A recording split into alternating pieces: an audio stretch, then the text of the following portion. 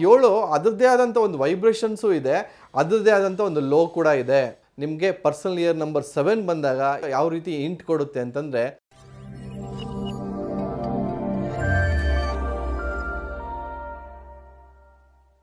ಅಭಿವೃದ್ಧಿ life style ವೀಕ್ಷಕರಿಗೆ ಸ್ವಾಗತ. ನಿಮ್ಮ ಡಾಕ್ಟರ್ ದೀಪಕ್ ಗುರೂಜಿ ಮಾಡುವ ಪ್ರಣಾಮಗಳು.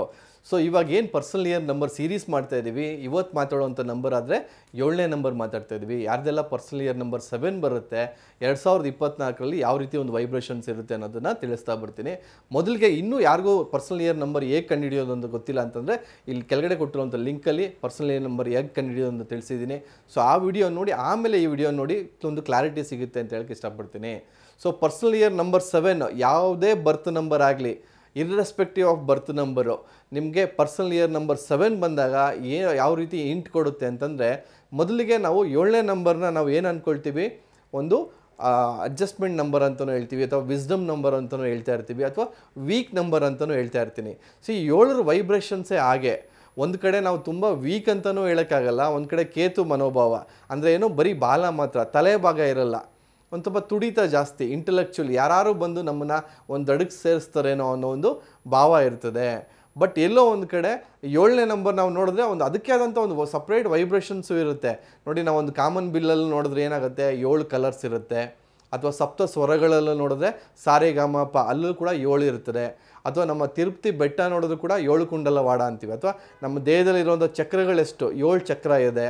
ಅಥವಾ ನಮ್ಮ ಹೆಜ್ಜೆ, ಮದುವೆ ಹೆಜ್ಜೆ ನೋಡಿದಾಗ ಸಪ್ತಪದಿ ಅಂತ ಹೇಳ್ತೀವಿ, 7 ಹೆಜ್ಜೆಗಳನ್ನ ಇಡೋದು. ಸೊ ನೋಡಿ, 7 ಅದರದೇ ಆದಂಥ ಒಂದು ವೈಬ್ರೇಷನ್ಸು ಇದೆ, ಅದರದೇ ಆದಂಥ ಒಂದು ಲೋ ಕೂಡ ಇದೆ.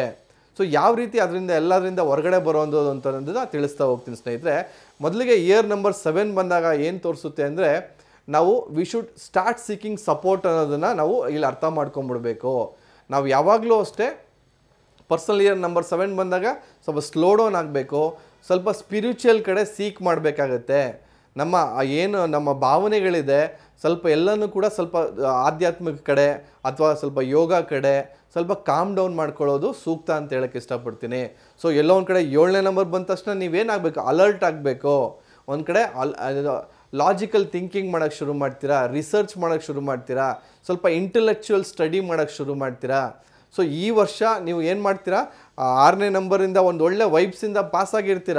7ನೇ ನಂಬರ್ ಬಂದ ತಕ್ಷಣ ಆ ಸ್ಪೀಡನ್ನೆಲ್ಲ ಸ್ಲೋ ಡೌನ್ ಮಾಡಿಕೊಂಡು ಎಲ್ಲ ಜನರ ಜೊತೆ ಬೆರೆಯೋದನ್ನು ಕಲಿಬೇಕು.